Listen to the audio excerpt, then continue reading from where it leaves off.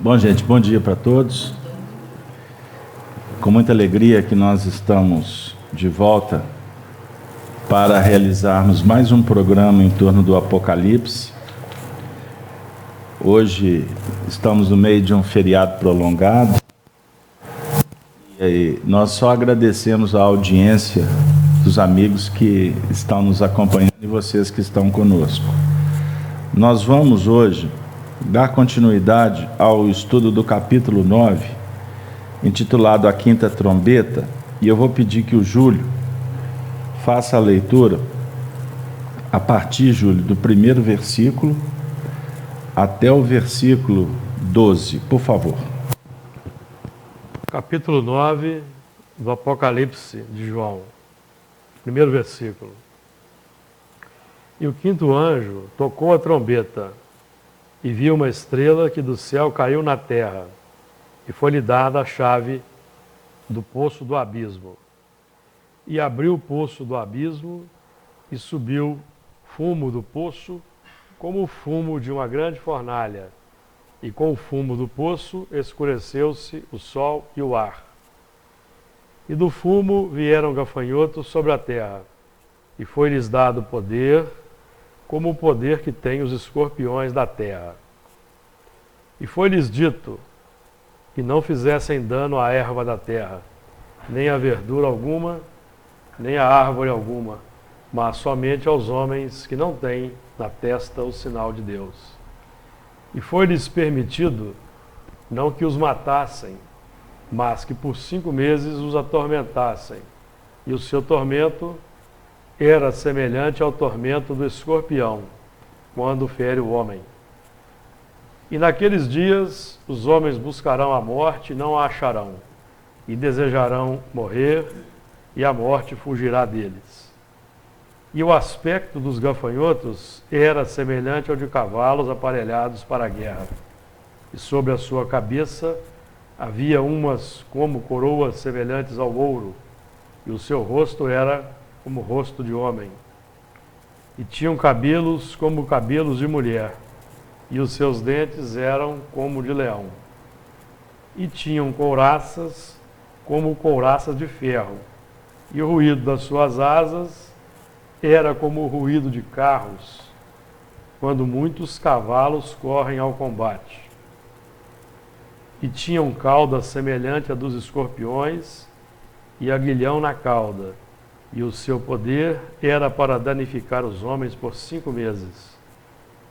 E tinham sobre si rei o anjo do abismo. Em hebreu era o seu nome Abaddon, e em grego Apolion. E o versículo 12, passado é já um ai, eis que depois disso vem ainda 2 ais. Pois bem, meu som está chegando bem aí para vocês? Ok. Pois bem, vamos lá. Bom dia de novo. Bom dia. Na última semana, nós trabalhamos o verso 9 e 10. E tinham o 9, e tinham couraças como couraças de ferro, e o ruído das suas asas eram como ruído de carros, quando muitos cavalos correm ao combate. Se você quiser mexer aí na cortina, do lado de cá. Pois bem, então no verso 9, nós trabalhamos aqui a questão das mulheres, ou melhor, desculpa, a questão das couraças de ferro, certo? E o ruído das asas era como o ruído de carros. Então, as couraças de ferro, nós falamos bastante sobre a caridade, estão lembrados? Couraça da caridade, Paulo. Que é um escudo protetor, né? Embora essas couraças do Apocalipse, da quinta trombeta, que é um momento muito complicado no processo do aprendizado, está de acordo? Sim. Então existe também a couraça da resistência ao progresso. Então, Hoje nós estamos com muito mais a resistência do que a predisposição para servir. Mas quando Kardec apresenta para nós a tarefa, a proposta, o projeto chamado caridade, é como se a gente fosse substituir uma roupagem pela outra. Isso é importante a gente entender. A definir que no processo evolutivo nós temos a dualidade. Dualidade. Fone de ouvido. Tá ok meu som? Dualidade. O positivo e o opositivo. Certo? Pois bem, e também trabalhamos a questão dos cavalos que correm ao combate. Estão lembrados? O cavalo, o instrumento que podemos utilizar para promover o bem. Fala um pouquinho para nós do cavalo como mediunidade. O cavalo é interessante, esse animal presente aqui, o cavalo, o quadrúpede, porque em mediunidade, nossos irmãos, por exemplo, da Umbanda, costumam designar os médiums como o cavalo. E o cavalo é aquele elemento que recebe o cavaleiro, então ele é conduzido pelo cavaleiro. Então o médium, por exemplo, que é conduzido adequadamente pela espiritualidade amiga, o médium que é mal conduzido também pela espiritualidade, pelos espíritos contrários à proposta do bem. Então nós vamos ter aí o símbolo do combate, que é o símbolo da luta, da resistência. Então temos o cavalo, que é o instrumento, temos o cavaleiro, que é a ideia, a filosofia, que deve nortear os passos do médium. No nosso caso aqui, todos somos médios, sabemos que todos somos médios, e nós temos aqui buscado intermediar as propostas elevadas, não mais as propostas mundanas, que é o desafio dos trabalhos desse combate, o bom combate, como vai definir Paulo de Tarso, que em certa altura vai dizer que chegou ao término, combati o bom combate, guardei o bem, que é o nosso objetivo nessa atual velejatura.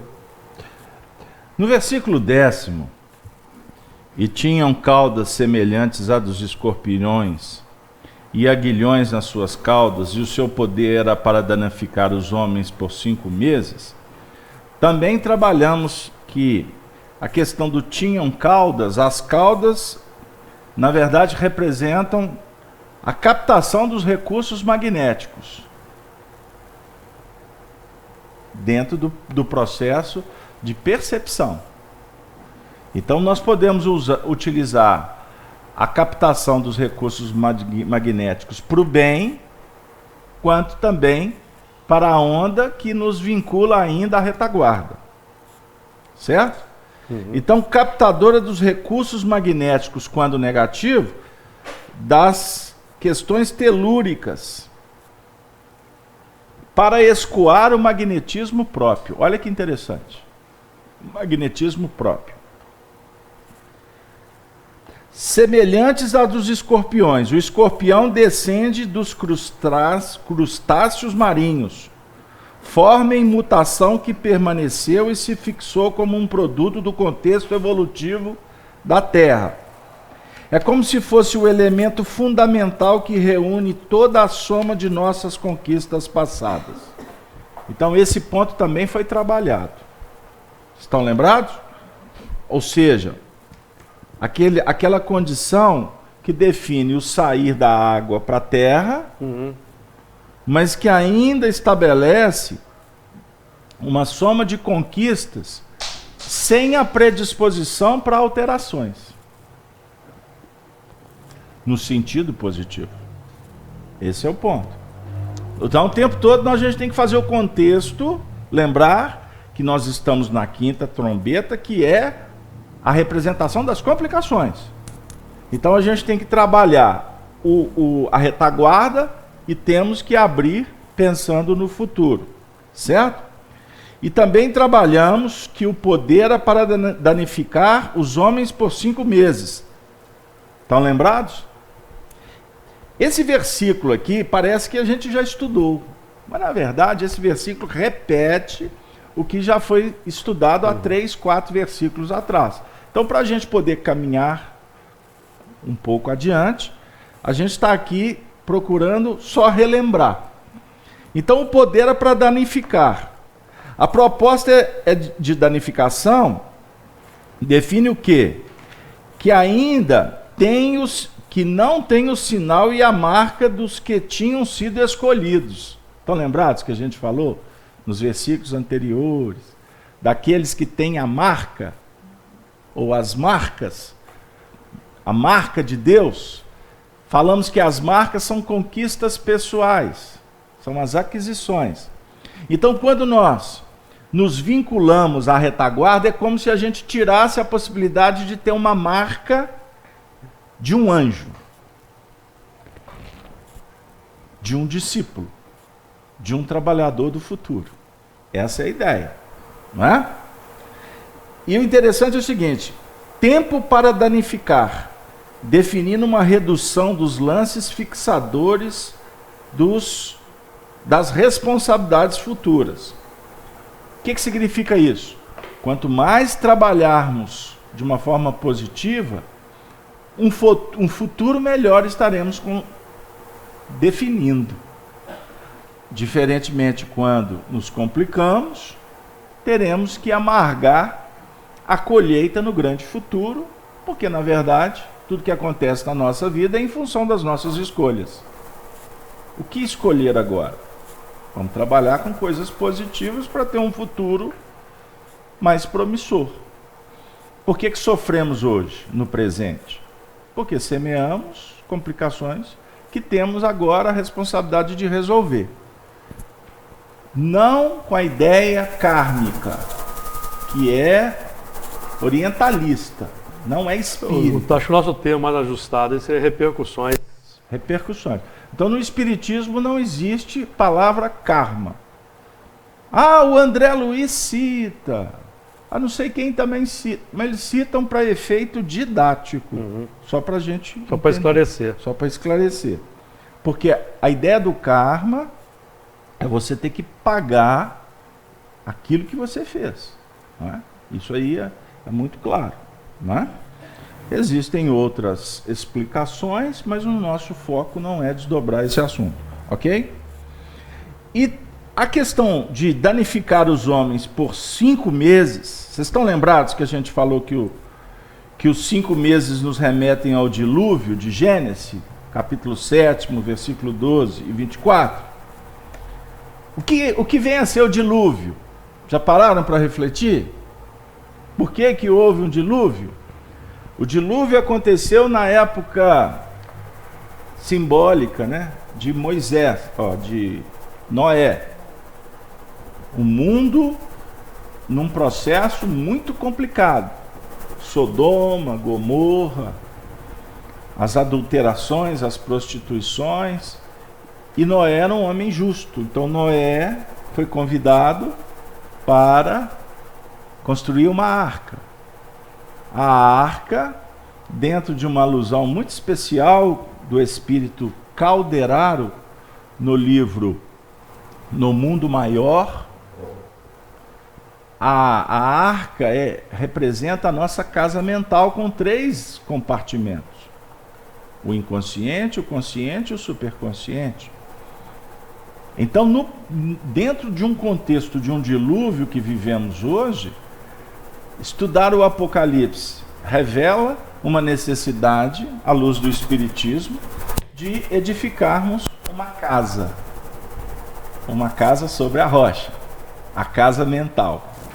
Estão lembrados do capítulo 7 de Mateus? A casa sobre a rocha deve ser construída sobre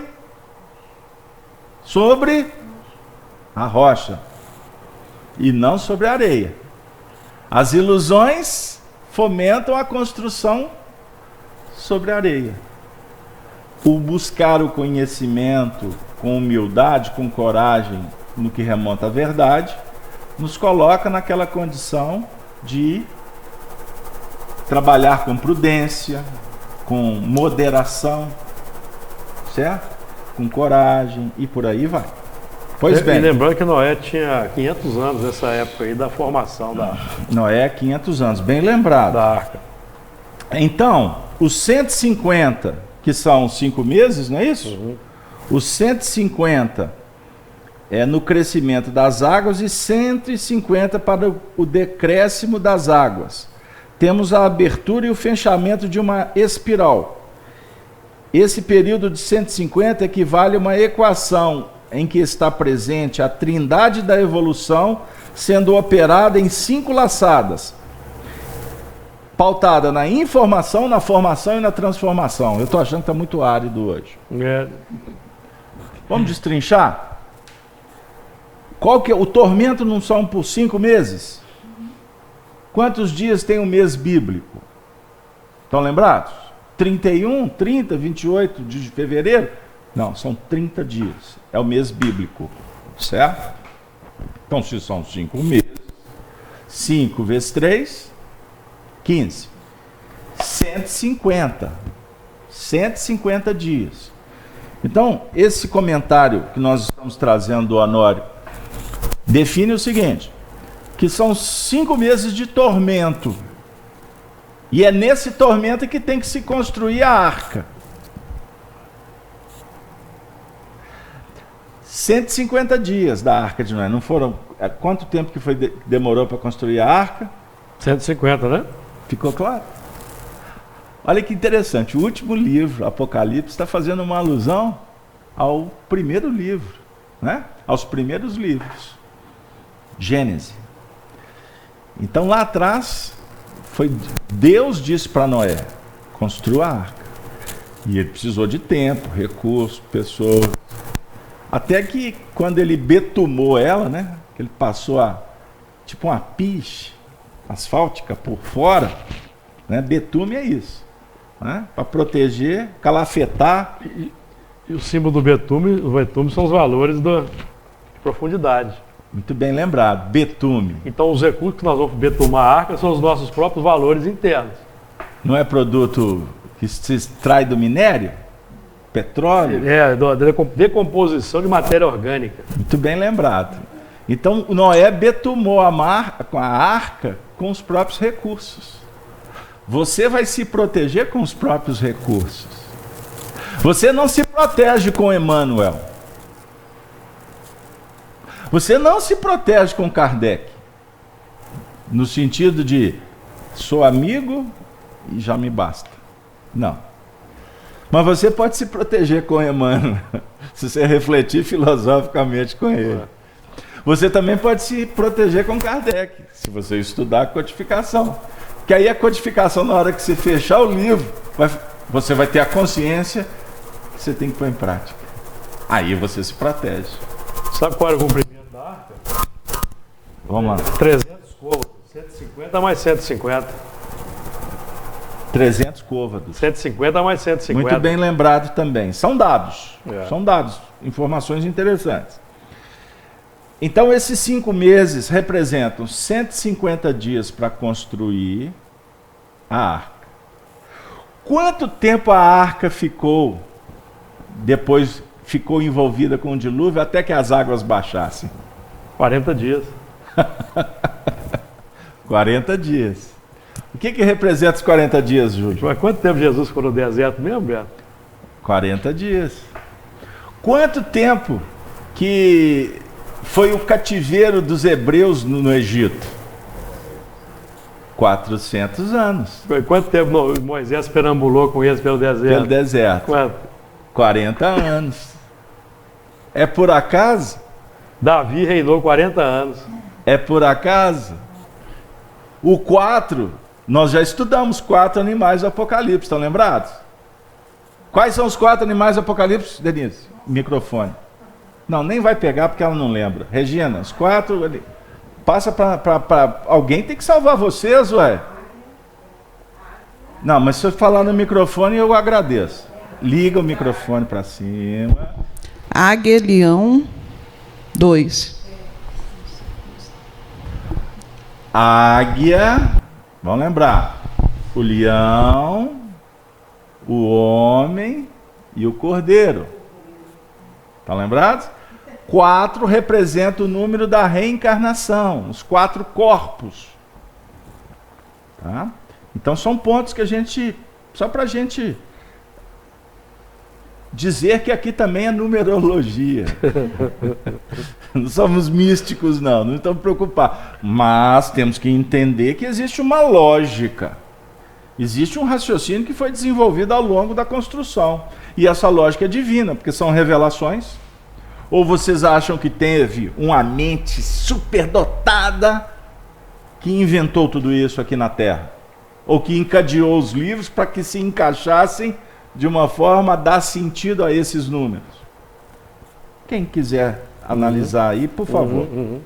Pois bem, mais alguma coisa nesse sentido? Não, né? Então vamos passar. O versículo 11. Não, eu não posso pular os aguilhões, não.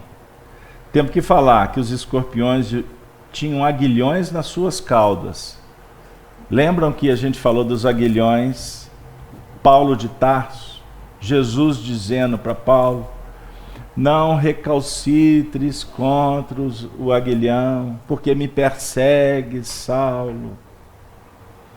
Os aguilhões, eles estão, as dores.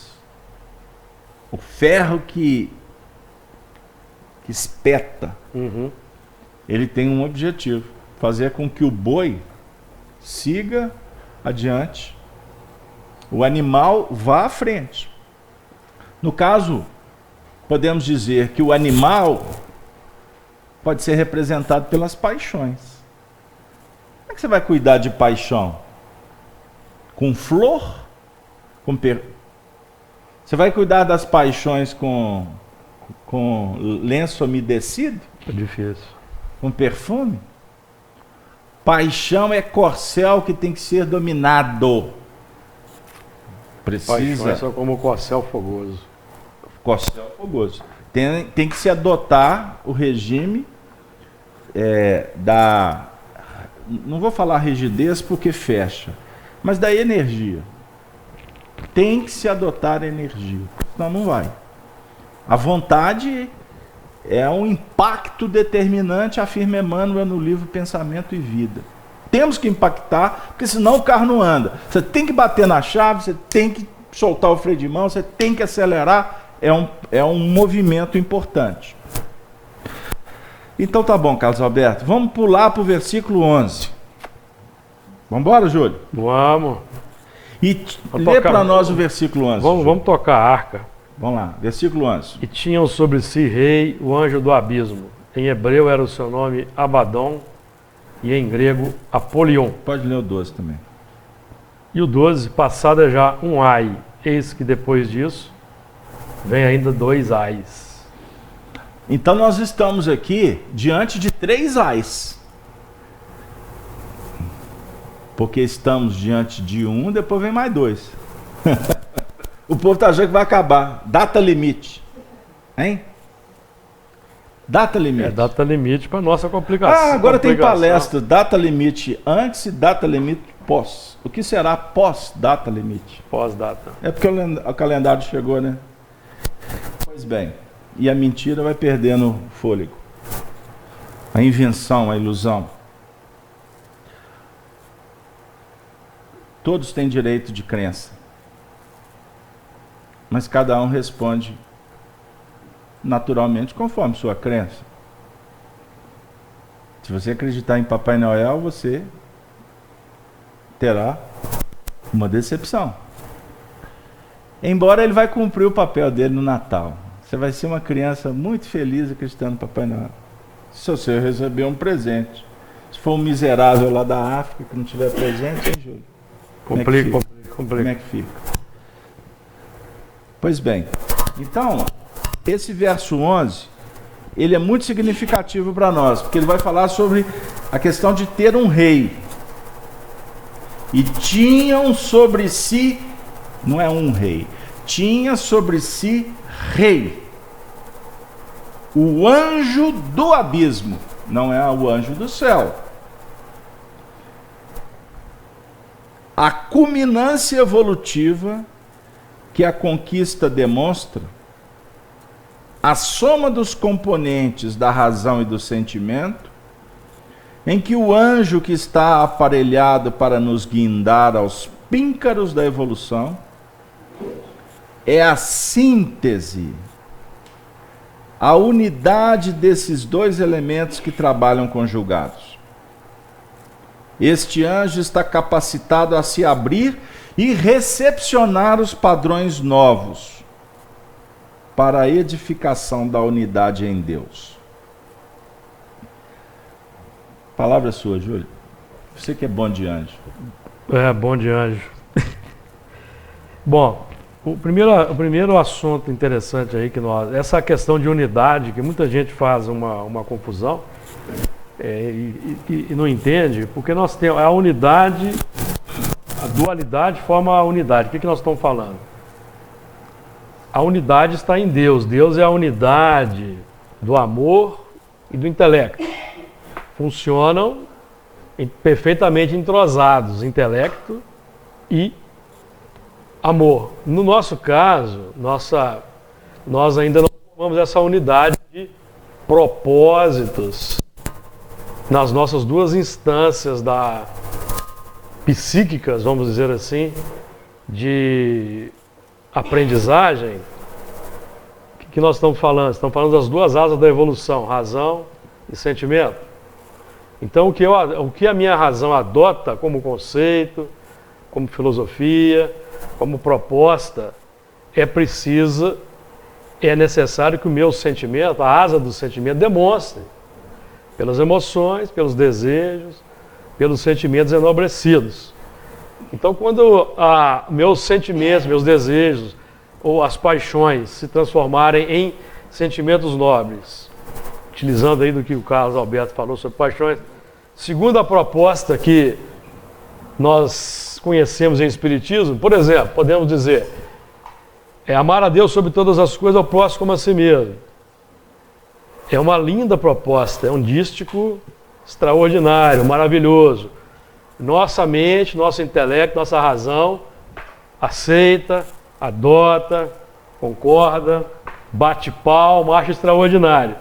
Mas os nossos próprios desejos, as nossas emoções, as paixões que nos movem no plano físico, buscam outras coisas. Daí vem a luta, aquela luta simbolizada na fala de Jesus, quando ele vai nos dizer que nós não podemos servir a dois senhores.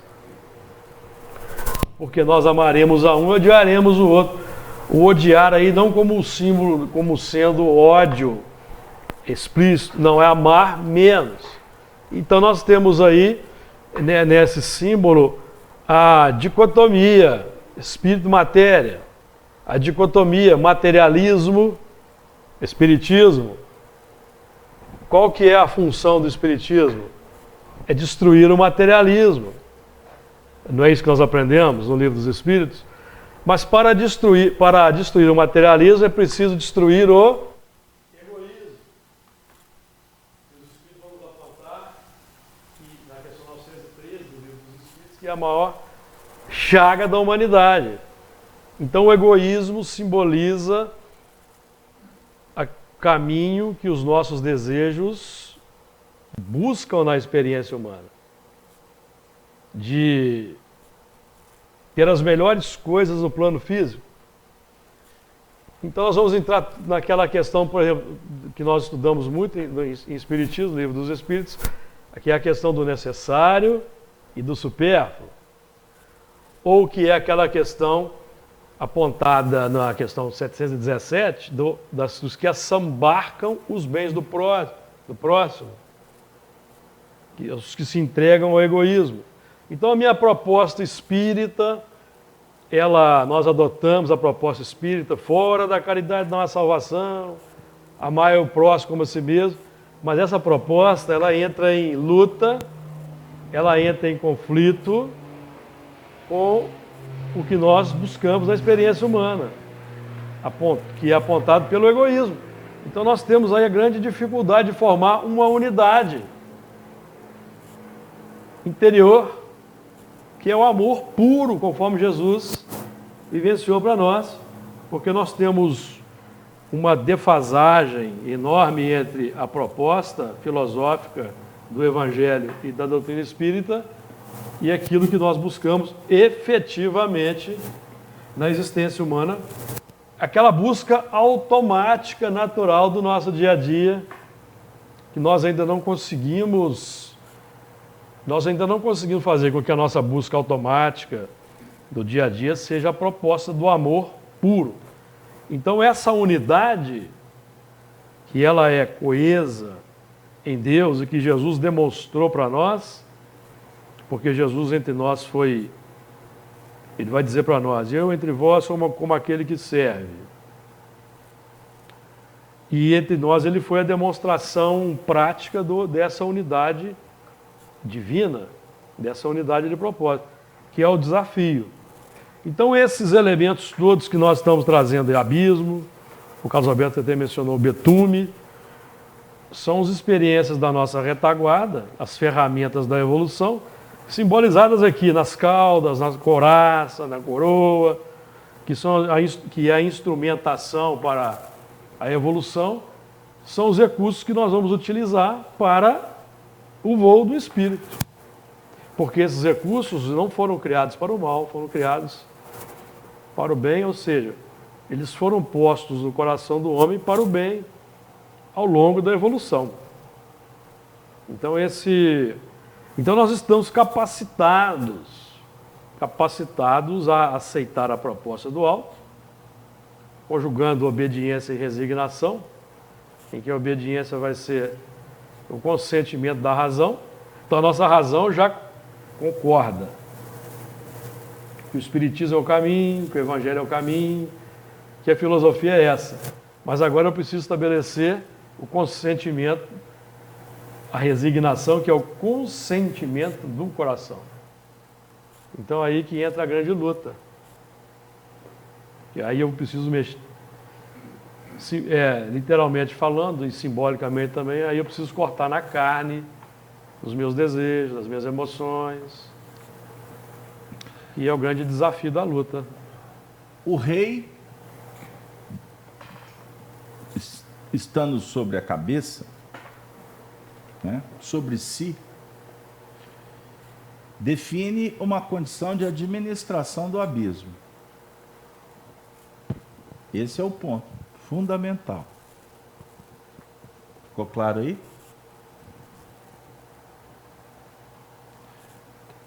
Então vamos lá. O rei é a culminância evolutiva, que a conquista demonstra. Então, condição evolutiva que a conquista demonstra, significa que o rei, ele não é coroado, a não ser pelas suas próprias ações. Então, o coroamento do rei no campo do Evangelho é o autocoroamento. Não de uma forma como ditadores fizeram. Napoleão tomou a coroa do Papa e se auto-coroou. Certo? Aqui é no seu sentido de proposta, realização, conquista. E no caso aqui, também define culminância. Você chegar na condição de um rei, existe uma trajetória, existe um processo. Então hoje nós elegemos reis para administrar o nosso abismo, o abismo interior. Tá? E esse rei, ele na verdade ele se torna rei porque ele tem aparelhamento, ele tem recurso, ele tem elemento para estar adiante. Ele não é rei porque ele só herdou, era príncipe, se torna rei. Não. Ele é rei por um trabalho a longo prazo. Isso é muito importante para a gente entender. E o que é interessante do rei é a capacidade dele de abrir para novos padrões. Ele não acomoda no trono. Ele está sempre na condição de ouvir o servo. Esse é o administrador. O administrador, ele não se basta porque ele chegou na culminância. Ele dialoga o tempo todo com aqueles que estão na retaguarda para ouvir as necessidades e trabalhar para que o rei, nado, o seu projeto de administração seja bem desenvolvido. Pegaram aí? Nunca se dê por satisfeito. Nós sempre estamos para aprender mais. Isso é muito importante. Regina, você quer falar alguma coisa, Cláudia? Alguma participação? Denise, vamos te ouvir o chat. Pessoal, eu agradeço a audiência dos nossos amigos do chat, tem muitos irmãos também nos acompanhando do Facebook, mas eles estão atentos em casa, ainda não se manifestaram, mas estão acompanhando o estúdio. Estão detonando a arte. Mas vai chegar um momento que vai ter que soltar o pássaro, né? Vai. Mas estão acompanhando aqui, estou aguardando as participações. Então tá ótimo. Bom, dando prosseguimento. Então esse anjo, que é o rei, está capacitado a se abrir e recepcionar os padrões novos para a edificação da unidade em Deus. O que significa isso?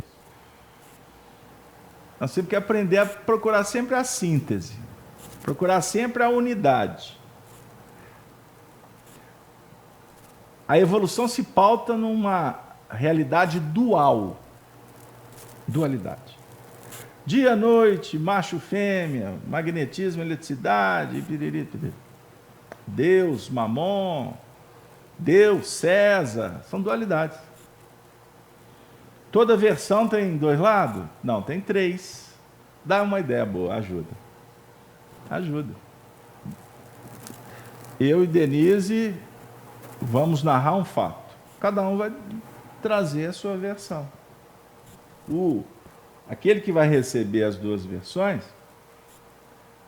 vai abrir em busca de uma terceira, que seja neutra. Porque ela vai contar com o colorido dela e eu vou com a minha particularidade. Certo? Por isso que o adágio popular diz que toda história tem três lados: a minha, a sua e a de Deus. A unidade aqui, a busca da unidade em Deus, é trabalhar a razão e o sentimento em busca do que está acima da nossa percepção.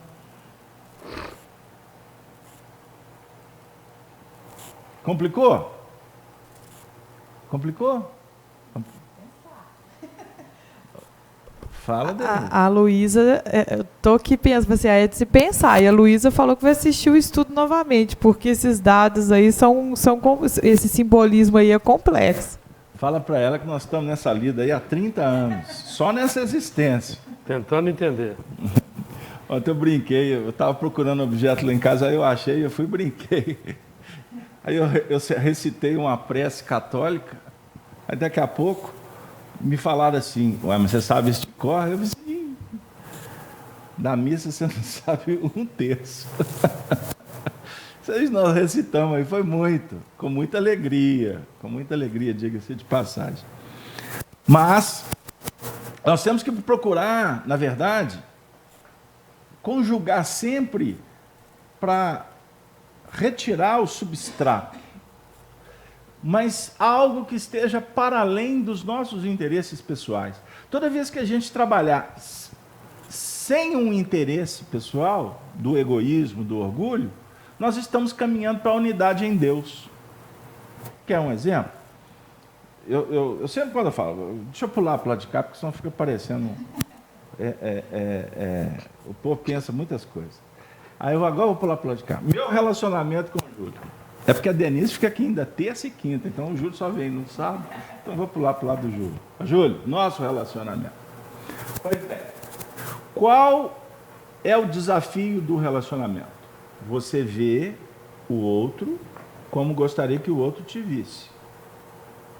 Certo? Te observasse. Então você deve fazer para ele do que gostaria que ele te fizesse. Então você observa e depois faça. Todas as vezes que nós nos movimentarmos assim, nós vamos diminuir a margem de erro. Estamos caminhando para Deus. Deus no sentido do que representa as suas leis, justiça, amor e caridade. Ponto, sem discurso. Vamos ser objetivos. Ficou claro, Raquel? Essa é a unidade em Deus. Quando a gente vê uma frase dita aqui pelo Honório, a gente fala assim, nossa, mas que coisa complicada, deu nó, estourou até o raciocínio, quebrou. Não. Queimou o fusível. Queimou o fusível. Não, é simples. É simples porque as palavras, muitas vezes, elas trazem uma ideia mais robusta, mas, na verdade, a gente tem que pegar a síntese que ela propõe. Então, observemos bem, esse anjo que tem que reger sobre o abismo, para recepcionar padrões novos, ele está em busca dos padrões novos que nos remetem ao progresso em Deus. Eu não vou buscar padrão novo que vai me jogar para trás, que vai me manter lá cuidando de abismo. Não estou afim mais de abismo. Em tese, eu estou aqui na reunião de Apocalipse. Mas quando chega lá fora, mas o abismo é tão bom. Ou seja, numa embarcação que está aqui encarando ondas bravas, revoltas, que é o dilúvio. Dilúvio dá aquela ideia de água em abundância, tormenta, tornado, tsunami. Então a embarcação está no meio desse tormento. Então nós queremos que a tempestade passe, mas enquanto ela não passa, eu tenho que me virar, não é assim? Então esse é o nosso desafio nos momentos atuais. Nós temos que nos adequar, nos ajustar para enfrentar essa tempestade, sabendo que ela é necessária, sabendo que ela é proveitosa se eu a observar com o olhar de um aprendiz. Por que o filho caiu? Por que você bateu o carro?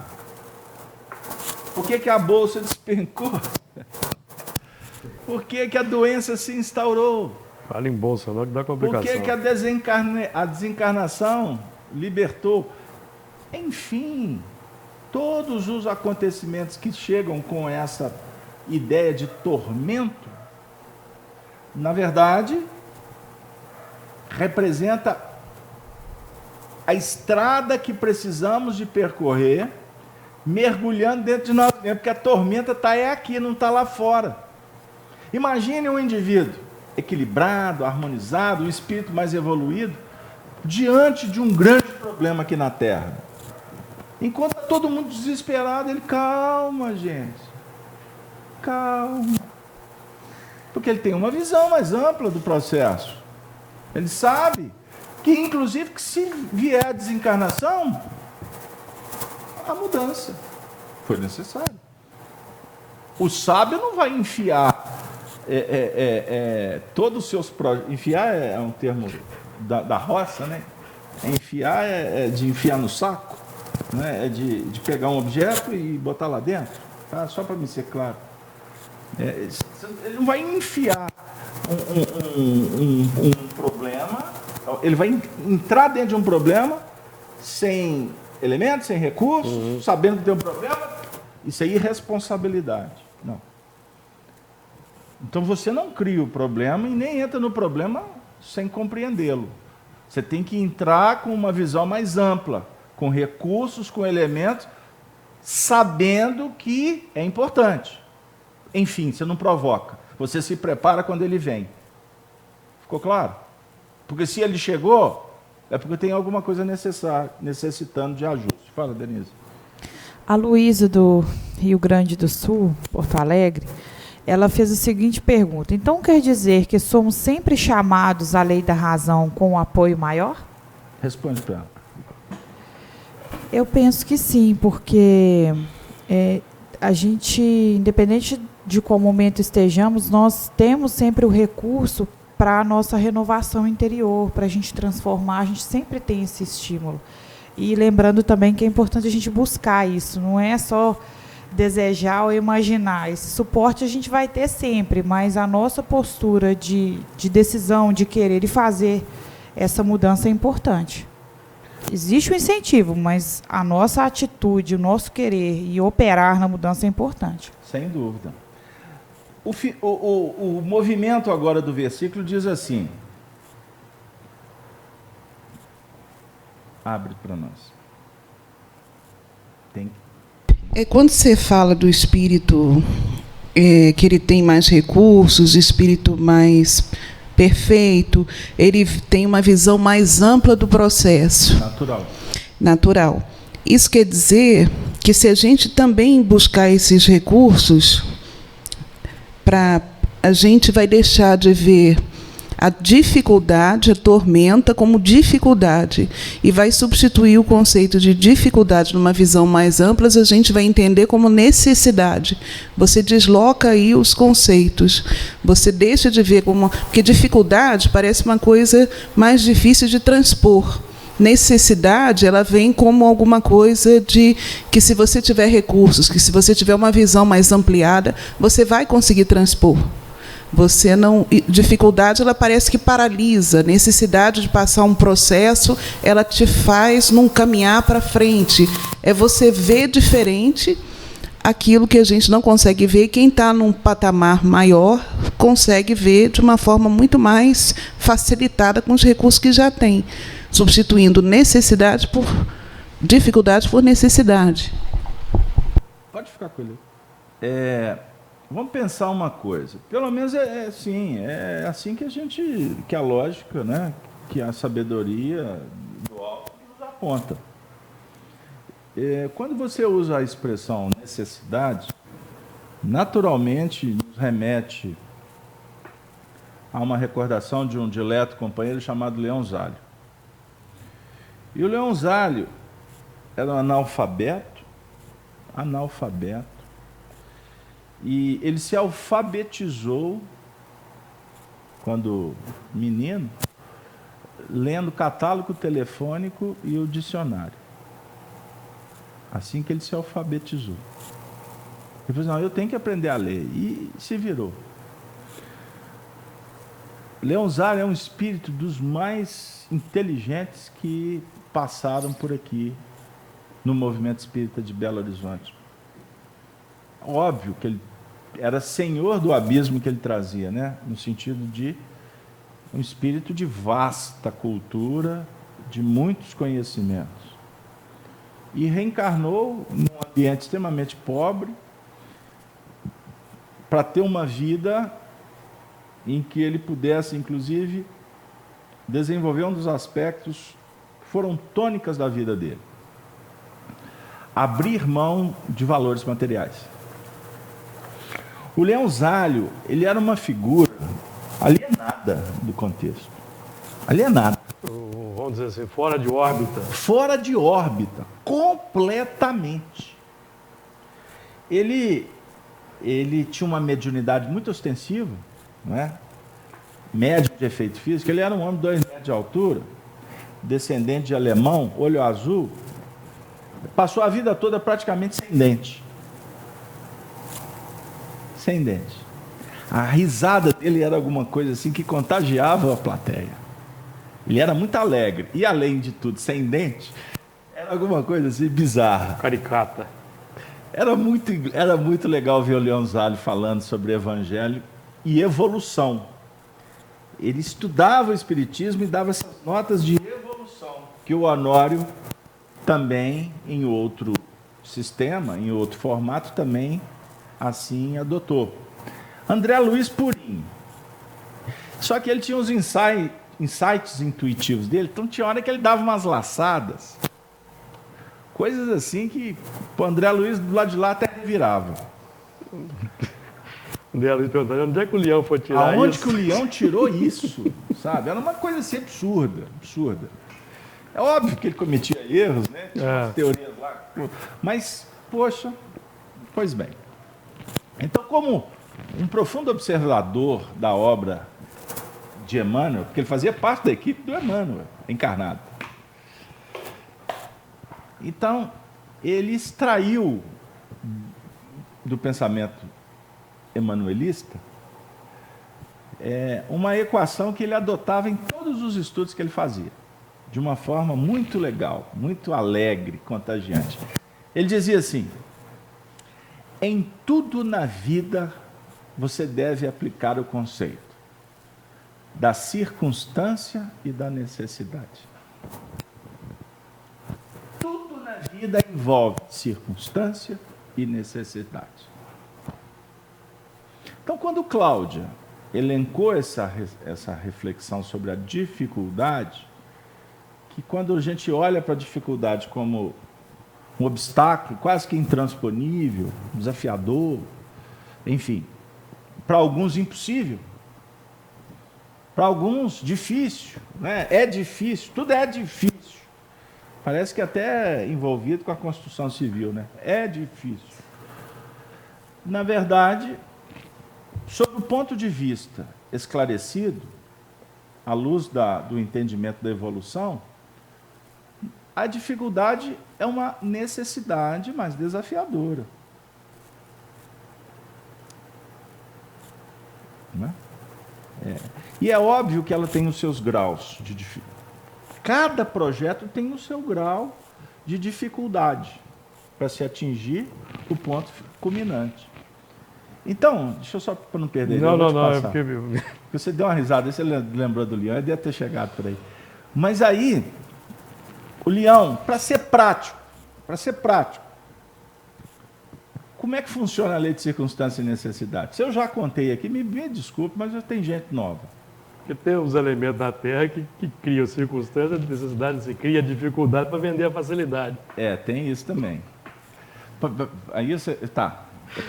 O Júlio já está lá em Marte. Calma, Júlio. Eu estou ainda aqui no Paquistão. Acho que é seu amigo que está por aí. A pessoa chega para você e fala assim: eu não sei o que eu faço. Aí você diz: é muito simples. Veja a circunstância e veja a necessidade. Como assim? Você tem que observar o seguinte: tudo que surge na sua vida é uma circunstância que se abre.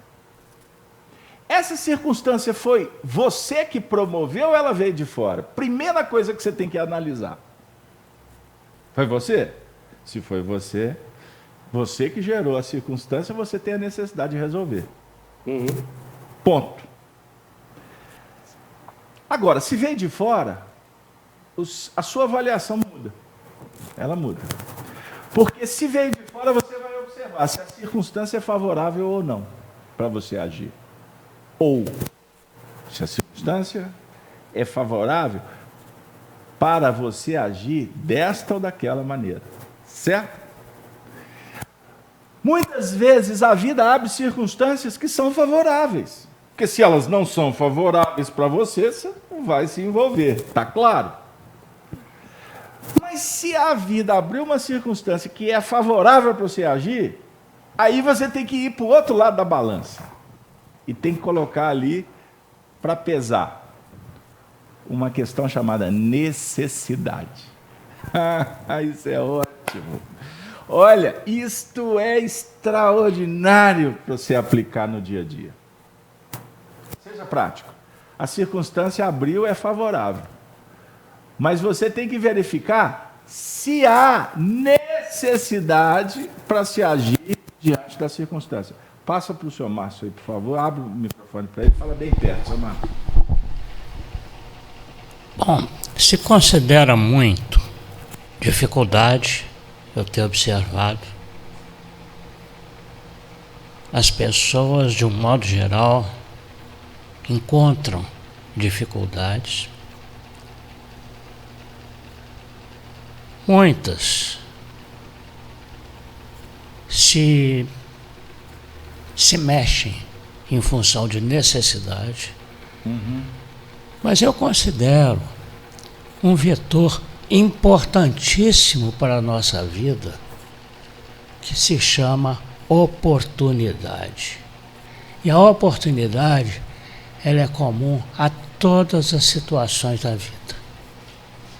E eu vejo que são poucos aqueles que valorizam, percebem e valorizam a oportunidade, porque a maioria se prende às dificuldades, que são inibidoras, e às necessidades. Muito bem. Eu acho que o ponto alto para a nossa evolução é identificar e saber se comportar diante das oportunidades. Muito bem. Muito obrigado, seu Márcio, a participação. Fecha aí. Pois bem, então só para ficar dentro desse contexto, ficar claro que costuma a circunstância favorecer e a necessidade não pesar. Existem circunstâncias que a necessidade indica. Então eu gosto de usar um exemplo para ser bem prático. Bem prático. Antigamente aqui em Belo Horizonte tinha loja de R$ 1,99, lá no centro da cidade. Tudo custava R$ 1,99. Então eu trabalhei na União Espírita Mineira por 20 anos. Sou filho da casa, sou membro do quadro de associados da Federativa. Eu passava em frente dessa loja de R$ 1,99 ali na rua Caetés com Tupinambás. Todas as vezes que eu passava em frente daquela loja, eu olhava para a vitrine lá e eu falei assim, isso eu preciso, isso. Olha, quase tudo eu precisava. Que oportunidade. Quase tudo eu precisava. Sabe? Aí, ou seja, eu passava, a circunstância favorecia, a loja estava lá. E era R$ 1,99. Com R$ 20 você comprava 10 produtos e ainda tinha um troco bom. Entendeu? Aí um dia eu entrei e comprei lá, não lembro o quê. Quando eu cheguei em casa, fiquei todo feliz, né? A circunstância favoreceu. Eu falei que tinha necessidade. Aí quando eu cheguei lá em casa, todo feliz porque eu comprei um objeto barato, bom. Você comprou um monte de quinquilharia. Quando eu abri o armário, tinha 5 igual lá dentro. Eu fiquei na frustração. Aí quer dizer, a circunstância abriu. E na verdade, essa necessidade ela foi gerada pela minha imprevidência.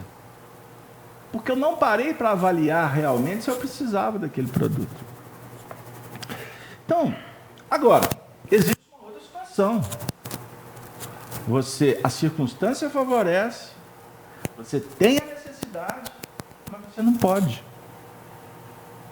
Então, na verdade, a circunstância não estava. Aparentemente, ela se apresentou. Mas foi uma circunstância que diz assim, olha, existe isso, você deduziu que precisa disto, mas abre-se uma outra circunstância, que é, você não tem possibilidade de comprar, porque você não tem recurso.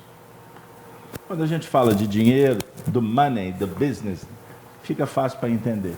Imaginemos isso no campo espiritual. Seu filho pediu. Pediu o quê? Um objeto? A circunstância se abriu. Ele que criou, ou a circunstância visitou e ele te procurou? Você tem que lidar com essa circunstância. Aí você vai entrar dentro de um plano objetivo de necessidade. Você é mãe. Realmente há essa necessidade? É complexo quando é de adulto para adulto. Porque o seu parâmetro de necessidade é diferente da necessidade do outro. Você vê a vida e ele vê de outra maneira. Para você não é necessário. Para você é supérfluo, para ele é necessário.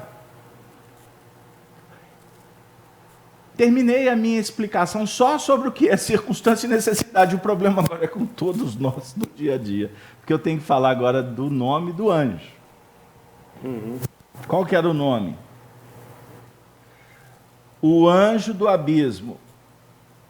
Em hebreu, qual que era o nome dele, Júlio? Abaddon. Abaddon. O hebreu é o que conhece a lei. Significa Abaddon? Destruidor. Olha para vocês verem. O anjo sobre o abismo tem um nome. Se ele tem um nome, caracteriza que é um projeto. Está nominado, está definido. E o processo aqui é para destruir. E só pode destruir o hebreu, porque o hebreu conhece a lei. Fala. É isso mesmo, Abaddon, e bem identificado, porque quando o Senhor Deus chamou Noé para ver como esse nomearia os animais. Então, quando nós temos um nome, nós temos uma identificação, conteúdo identificado. E o hebreu é o elemento que está na viagem da evolução e ele é que tem condições aí traz um conhecimento novo. O símbolo do hebreu ou do judeu é o que conhece a lei, que conhece os mandamentos, para nortear, para direcionar exatamente esses recursos amealhados ao longo da evolução, segundo o propósito que vai criar abrir circunstâncias favoráveis e criar necessidades novas, necessidades saneadoras das complicações do indivíduo. Não sei se ajudou muito aí, não.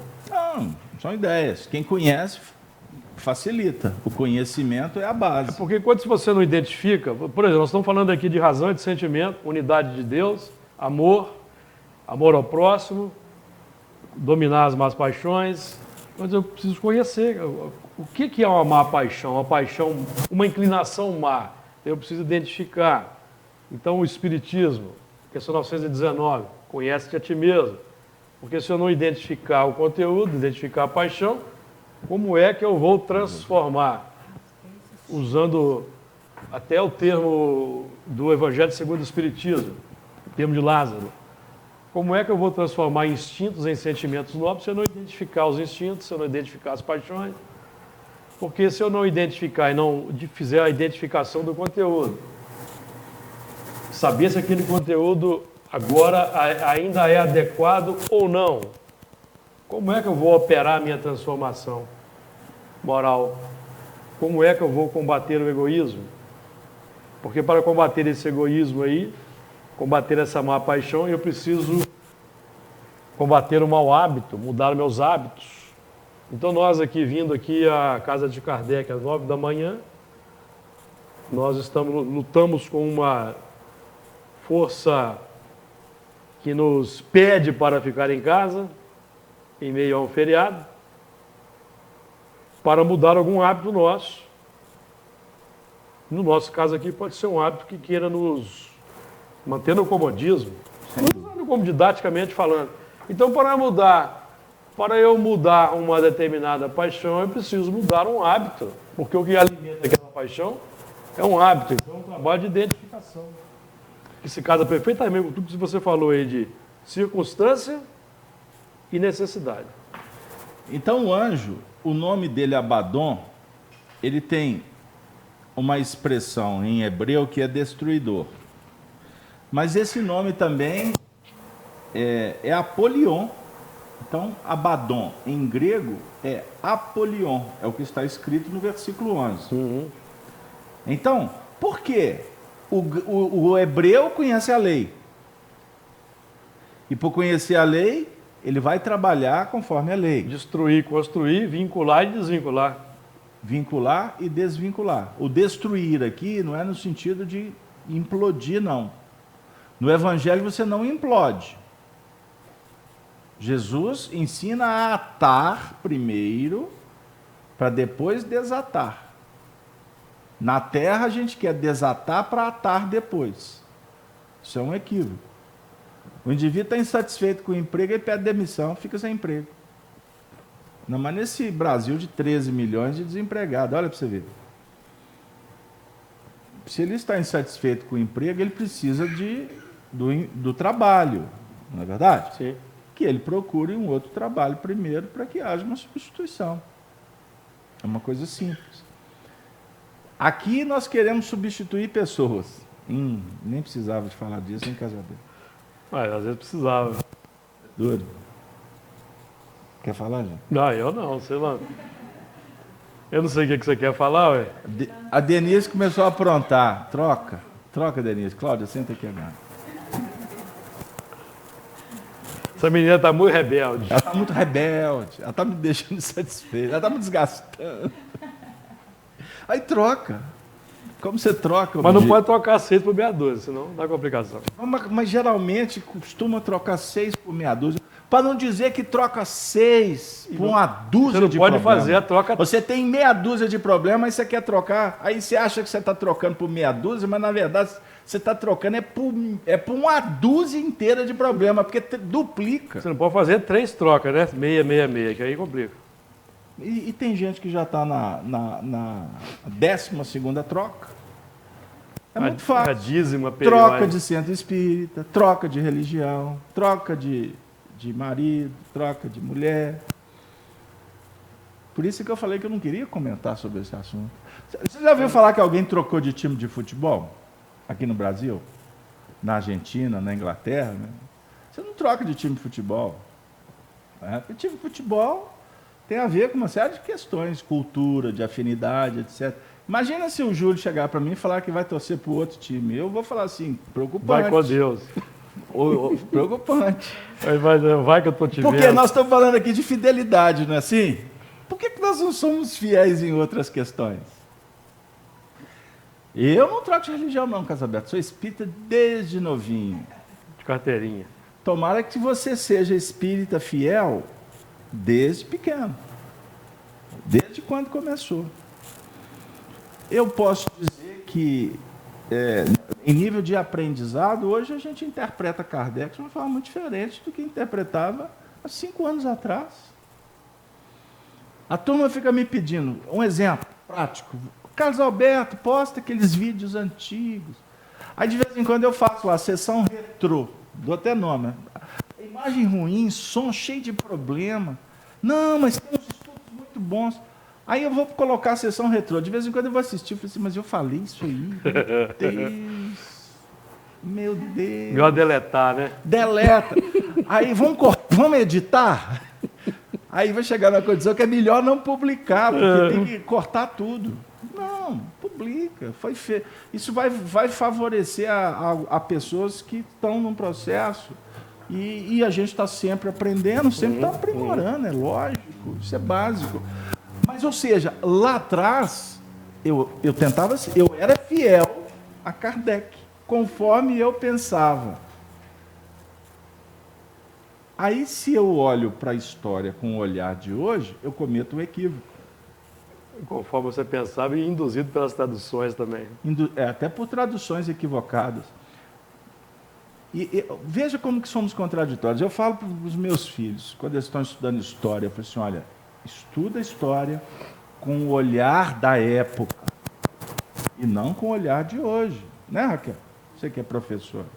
Porque se você olhar, por exemplo, o que aconteceu na Inglaterra em 1213, o que o rei, as artimanhas, etc., como é que era a sociedade, o que motivou aquela batalha com o olhar de hoje, você vai matar, você vai incriminar, você vai enjaular todo mundo. E vai fazer igual espírita, pôr em nave e deportar para outro planeta, porque tem espírita que faz isso. Eu tenho notícia. Tem espíritas que falam para os espíritos que estão expulsos do planeta Terra. Põe na nave. Você olha para a história com o olhar daquela época. Porque nós vamos chegar daqui a 100 anos, Raquel, você vai olhar para o século XXI, do ano de 2019, e você fala assim, meu Deus, olha o que eu fazia, que mundo era aquele? Ou seja, eu vou olhar com um olhar preconceituoso, discriminatório. Por isso que Jesus olha para todos com um olhar paciente. E eu vou ter uma surpresa aqui agora no final que vai encaixar exatamente o que eu vou dizer. Jesus, os espíritos iluminados, superiores, puros, como queira as terminologias, eles olham com um olhar atemporal. Então, na verdade, o Apolion é um termo grego. Por que um termo grego? Por que a Bíblia dá um nome Abaddon e Apolion? Significa que está falando para judeu e está falando para os gentios. Está falando para quem conhece e para quem não tem tanta informação. O termo grego define os gentios ou aqueles que ainda não têm conhecimento da lei. A massa geradora dos impulsos negativos, agora perfeitamente identificada. O que ele está dizendo aqui, o Honório? Ontem uma massa produziu fenômenos negativos. Era gentio. O que você fez, o que foi construído, foi com uma visão de gentio. Quem são os gentios? Os que não são judeus, que não conhecem a lei. Então o que você fez ontem, você não sabia. Produziu muita massa negativa. Só que agora você está sendo convidado para compreender o Abaddon, que é o destruidor. Entenderam lá? Onde pegou a ideia? Então a gente vai entender em nível íntimo que a razão identifica com clareza o problema. Nós estamos aqui querendo trabalhar para que a razão identifique os nossos problemas. Identificado o problema, trabalhar no sentido, como o senhor Márcio lembrou, com a valorização das oportunidades, verificando as necessidades. É isso que vai trazer felicidade. Denise, participações? Júlio, quer falar? Não. Pois bem, então, a questão de conjugar razão e sentimento, o trabalho com os gentios, com os sofredores, que o Espiritismo propõe, é extremamente importante para nós nesse período. Porque nós nos identificamos nos gentios. Porque nós estamos começando a ser fariseu. Nós estamos começando a entrar no templo e estudar a Torá, com comportamentos extremamente contraditórios. Somos limitados, somos seres humanos, cheios de defeitos, e precisamos de encarar isso com muita tranquilidade, sem sofrer. Tem sofrência, né? Você fala assim agora. Você tem que encarar. É natural.